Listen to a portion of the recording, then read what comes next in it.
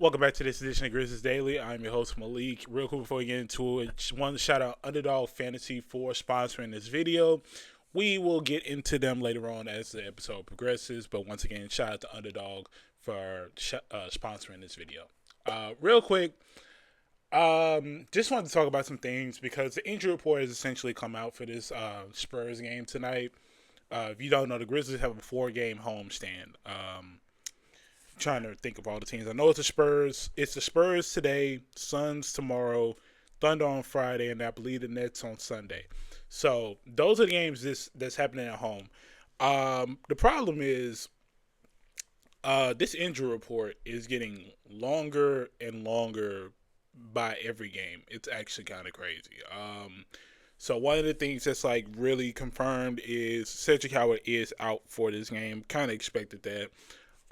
They are calling it a left ankle sprain. In this game, Ja is questionable with a calf contusion, and then Vince Williams is upgraded to questionable.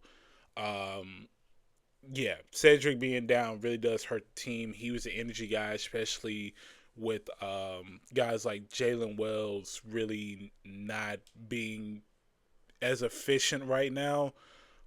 So it's really, really, really tough time for Cedric to get injured, especially when you are looking at the injury report and you got guys like Ty Jerome and Zach Edey getting reevaluated this month, hopefully in a few days. So hopefully we hear something in the next few days about that. Yeah, one of the things that I'm really learning so far is I don't know what this training staff is doing. I don't know what the medical staff is doing, but it needs to change.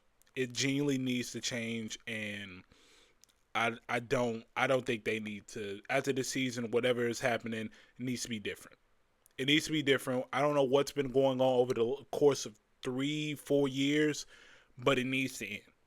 It truly does. I don't know if it's the way the players are being trained or what, but it just no other team is dealing with injuries this much.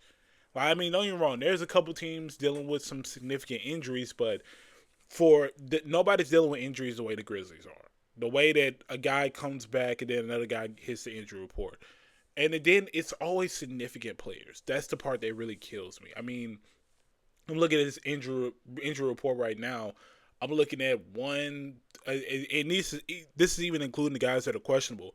One, two, three, four, five, six. About 7 guys, 7 rotational pieces are dealing with injuries right now. That is insane to me. Like I truly think for this team to get better and for this team to really make that jump, they need to change the training staff. Otherwise, we're gonna be stuck in the same thing next year, and we're all gonna be pissed about that. But real quick, just an update on the trade deadline. Not gonna stay on this topic too long because there's really not much going on right now. Been looking at things, trying to see what I could figure out. There is no real word of the Grizzlies. Excuse me. Ugh, excuse. Yeah, there's no real word of the Grizzlies. You know, making any moves at the trade deadline. Um, yeah, I know that I've been seeing a few articles from places like Bleacher Report and stuff, and they've just been kind of all going along the lines of the Grizzlies will move on from Ja. I don't think that's a mid-season trade thing. I think that's really just more so along the lines of the fact that they are. You're hearing rumors about Trae Young essentially requesting a trade. Well, not really requesting a trade, more so being okay with the trade from the Hawks. So now, when they get one thing right, they think that it's going to apply to everybody else. I don't believe that to be the case. Um, yeah, I think genuinely speaking, I think Ja doesn't get moved. I get everything surrounding him, but once again, we talked about it in the last episode. Ja is just more impactful to the team than any other players, injured or not. And I think the Grizzlies are okay with dealing with that risk. And I think that's just a matter of the fact. But like I said, that's why I think we need to adapt to the fact that if they're going to do this, they need to understand that Ja isn't Ja isn't a number one to me. if you're going to take that risk, you have to get another definitive scorer. Without that, I think you're just stuck in the same place that you've always been stuck in. So you're always trying to figure out when is Ja gonna get healthy, or when is he gonna, figure things out, or whether it's shooting or whatever. It's just always those things. So, like I said, I think if you're gonna do that, you just need to essentially get get the help that he needs. Simple as that. But real quick, before we go into the next part of this episode, I do want to shout out Underdog Fantasy for sponsoring this video. Yeah, look, fast breaks, buzzer beaters, and block parties are back. Underdog is the best place to get in on all the action. Playing on Underdog is actually very easy. You just pick whatever. Pick whether your favorite players are going to go higher or lower on stats like points, rebounds, steals, and blocks or whatever. You get your picks right, you could win up to 5,000 times what you put up. Now, this week on Underdog, specifically today, I'm looking obviously at the Grizzlies and Spurs. Right now, I'm looking at Victor to be higher on 10.5 rebounds. I feel like that's a pretty good line for him. And then going forward, as far as other players on the Grizzlies, I think you go right with Ja getting above 3.5 rebounds. I think that's an easy higher. I think he'll easily get that. So those are my picks right there. So if you want to join in, download the Underdog app today and use promo code BasketballFan. It's right here at the bottom. Just type it just like that to score $75 in bonus entries when you play your first $5. That's all you got to do is just deposit $5 and you get $75 in bonus entries. Once again, it's promo code BasketballFan. So shout out to Underdog once again for sponsoring this video. Underdog is where you make picks and you win money. Simple as that. Now let's jump back into this video right here. Obviously, the Grizzlies 4-game homestand going against the Spurs. Well, starting off against the Spurs. When it comes to this game, and I think there's a world where I think the Grizzlies can win this game, but I don't think it's a situation where you figure things out. And I'm going to touch in on that to kind of make sense of it because the Grizzlies are clearly underdogs in this matchup, especially with the possibility of Victor, playing and stuff. I think there's really a world where the Grizzlies can figure this team out. It's just a matter of them having home court advantage. I think that's really what is the reason why the Grizzlies can't win against the Spurs.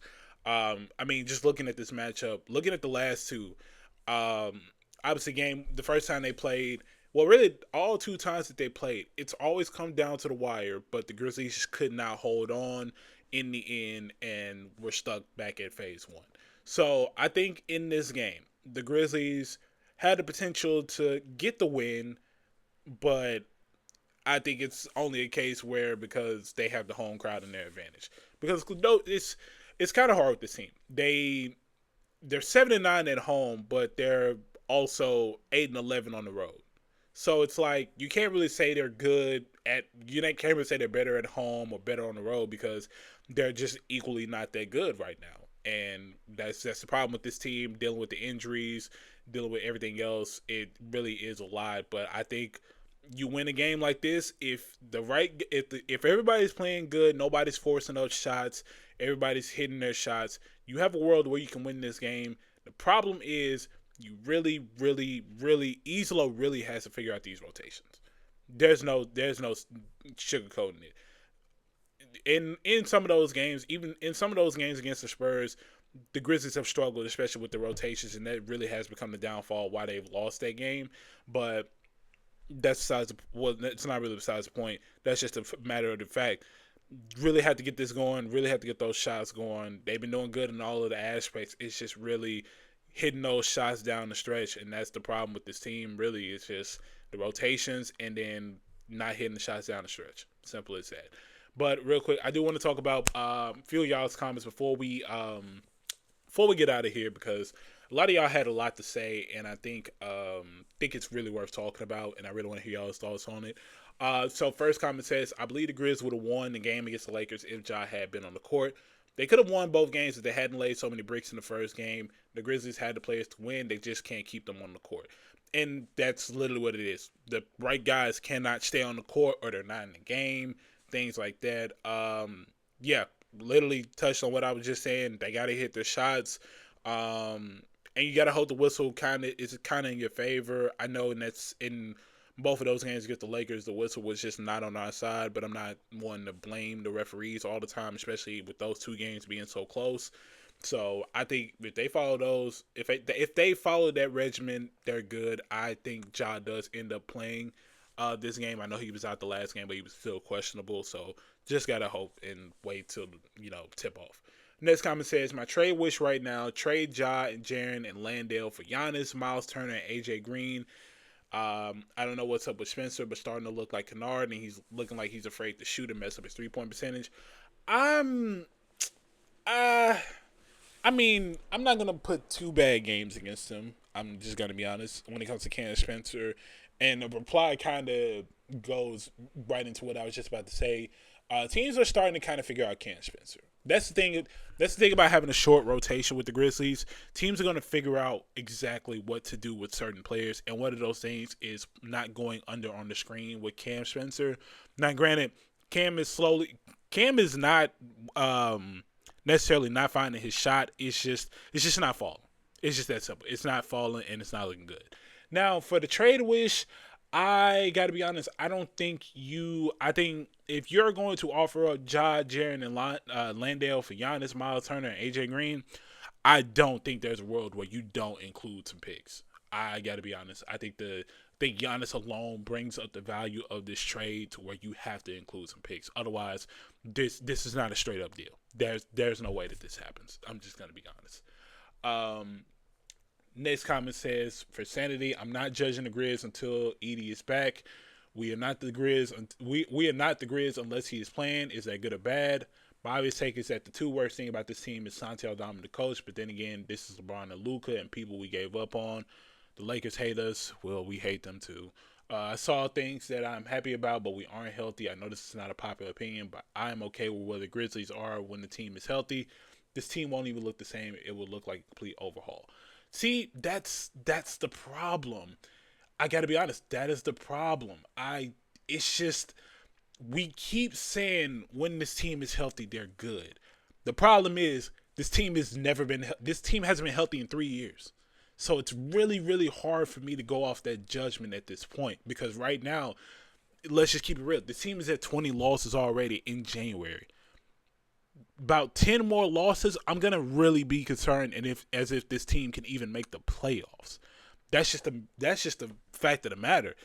This team is slowly getting to the point where they're not even gonna be in the playoffs, and the key difference with Edie not being there is really hurting. That's why I say, look, this team is good. This team is just bad for the talent that they have. It's just that simple. It's not me really judging anybody. It's just, it's just really, really not a good point right now. I'm reading the end of your comment. It says, you are very hard on Tripp, and I understand why. Usually your takes are right, but you're so tough on him. Look, that's the thing. That's the problem. When you are an all NBA caliber player, you're going to have to play to a different standard. And I'm just holding Jaren to that standard where I've seen him play at an all NBA level. I've seen him be a 2-time All-Star. I've seen him be a defensive player of the year. So when you're not playing up to that standard, and we just gave you not necessarily a supermax, but might as well be a supermax, I'm gonna hold him accountable. Same thing with Ja. It's just that how it is. And really with Jaren is, it's not necessarily like, oh, his offensive game is a problem. It's just the fact that Jaren cannot stay on the court in impactful moments. And even then, if he's on the court in an impactful moment, he's got 5 fouls and he can't even play defense how we're used to. It's just that simple. I genuinely think, look, I know I'm hard on Jaren, but pause. I know I hold Jaren accountable a lot, but that's where we're at right now. Everybody else is doing it. We got to hold our stars accountable. It's just that simple. Next comment right here says, y'all are gassing the Jake thing. He only showed us he could hit open shots. Shots he didn't make with the Grizzlies. We got better players on the team that just hurt. Yeah, I got to be honest. I get where you're coming from. I get where you're coming from, because I used to think the same thing about Jake. The problem is, though, And granted, the Lakers just don't really know how to use Jake LaRavia because you have you have a ball dominant player in Luka Doncic, so you have that in mind. I don't necessarily think LeBron is ball dominant. Now, granted, I think the ball does run in his hands a lot, which makes him ball dominant. But other than that, I don't think there's a world where you deal with that. Now, I got to be honest. When it comes to Jake, I'm gonna have my think pieces on Jake because I saw improvement with Jake LaRavia. I got to be honest. I saw improvement with him not only as a somewhat of a shooter or a scorer, but mostly a playmaker. When guys went down, Jake LaRavia was actually a key playmaker on this team, making the right passes, moving the floor good. So that's why I say what I say about Jake. And even then, Zach Kleiman said the same thing. He said, we made a mistake, would give it up on Jake so quickly. He literally said that verbatim. So it's not an unpopular opinion. It's just, it's going to hurt when it happens against you. And we saw that. Simple as that. Next comment says, stuff needs to change at this point. Sell the team or at least fire the coach. I definitely think you're firing the coach before selling the team. Fire the coach, training staff, the medical staff, and obviously Zach. He might be worse than Nico Harrison. We need to make moves and get rid of Brandon Clark, Kentavious Caldwell-Pope, Vince, Conchar, and all that. We need a good scoring option. That's the thing we're missing. That's why I wanted to go for KD so much. He would have helped so much, or at least Brandon Ingram, who's been playing out of his mind. But no, we are just relying on developing guys, and this is getting us nowhere. Few parts about this. I definitely do think the guys that were key pieces back then aren't really key pieces anymore. So I do agree with moving on with some of those names that you just said. As far as the KD thing, we wanted KD. The Grizzlies said Grizzlies made calls for KD. The problem was KD really didn't want to come here. That's the thing. So really nothing you could do about that. Brandon Ingram, I know I pitched the idea of him coming here, but I don't think there was necessarily a call or thing made, so I'll give you that one. But the part about relying on developing guys and getting us nowhere, that's the part that really kills me. That right there. Because when you look at a team like OKC, yes, they have guys that are developing and getting better. The problem is, though, it's not working. It's not working. So find something differently. Then not to mention, their OKC championship window is more open than ours. Because you got two players who essentially should be in their prime right now, but not playing up to their prime. So that's really also a problem right there. That's why I said the Grizzlies need another number one option. And this is not me saying that Ja is bad or washed or anything like that. It's just I think the Grizzlies are a better team if they have another number one scoring option. It's just that simple. I don't know how that's a hard concept for them to grasp, but only time will tell. Next comment, pretty short, says, some of our players do not have a good work ethic. The motivation is not there. It's a show to get your paycheck impression. They seem to be up and down, not very promising. I will say, and I can't believe I'm saying this, that is the part about guys like Dillon Brooks not being on the team. One thing about it, when Dillon was on the team, you were going to get your best effort night in and night out. Regardless, injuries, ejections, foul trouble, you were going to get the hardest effort out of the guys when Dillon Brooks was on the court. They don't have that. And I know it's hard. I know it's tough for the Grizzlies. Your main guy, the main scorer in the game suddenly gets hurt and you're stuck. I get that. The problem is they just don't want it. And like I said, I know it's hard. I know it's a lot mentally, but I've seen guys do more with worse. Got to do what you can. Next comment says, this is disheartening. At this point, I'm looking on to next season and hoping we at least make the playoffs. I agree with you. They suck for the amount of talent, and I think we're all frustrated and don't want to wait again because we're right there with that 22 to 23 roster that climbing blew up.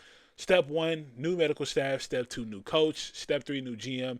Step 4, considering trading Jaren. It's mandatory we at least do 2 of those. If not, it'll be the same thing, different season. I agree. I simply do agree. I got to be honest, though. Like I said in the last episode, this team does not look a playoff team to me. And quite frankly, if much of the Morris keeps going, I would just rather the Grizzlies just look forward to the draft. I got to be honest, because right now it's looking like it's looking like right now, and I know things will look different once the guys are back from being hurt. It's just right now, guys are really just not necessarily looking like they are a playoff team, and it's looking like a first round exit. Just being honest. So it's I agree with you on that part. As far as mandatory, those two, one definitely being the medical staff, and two, I would say either consider Jaren or the new GM. Just got to be honest. I think there's a point where the climate vision, especially right now, it's not working, and and I know the Grizzlies are going to give him another chance to try to fix things now that guys are coming back from the injury report and stuff. But it's just the fact of the matter is, I think right now we saw the peak of what Kleiman had, and it looked really good. But like you said, he blew that roster up, that roster that was looking really good, and he's trying to make up for it, and it's just not working. And I think that's where we kind of find a stagnant point, and it's just not going to get any better. That's simple. Last comment right here says these losses were not surprising at all. The Grizzlies are like 2-14 in that arena. He's referring to Crypto.com, the Lakers arena. We're 2-14 in that arena because the refs go crazy and the team can't handle bright lights. Honestly, whatever happens until Edie gets back at this point, and that's very true. The Grizzlies do not play good in LA. They just don't. So I definitely do agree with you on that part. And it's sad because if you look at most of those games, they were right there.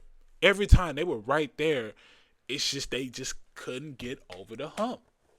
I don't know what it is. They just can't find it within themselves to close it out. And that's the hard reality. And that's why I say if this team makes the playoffs, it's not gonna look good.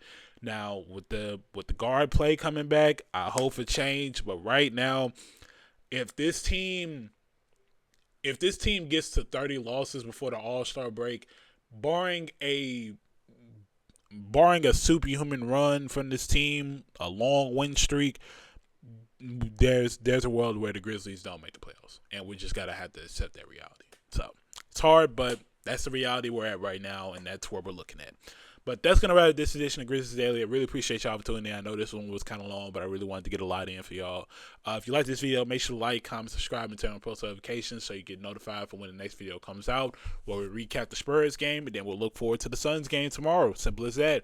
That's for this edition of Grizzlies Daily. I really appreciate y'all for tuning in, and I'll see y'all tomorrow. Peace.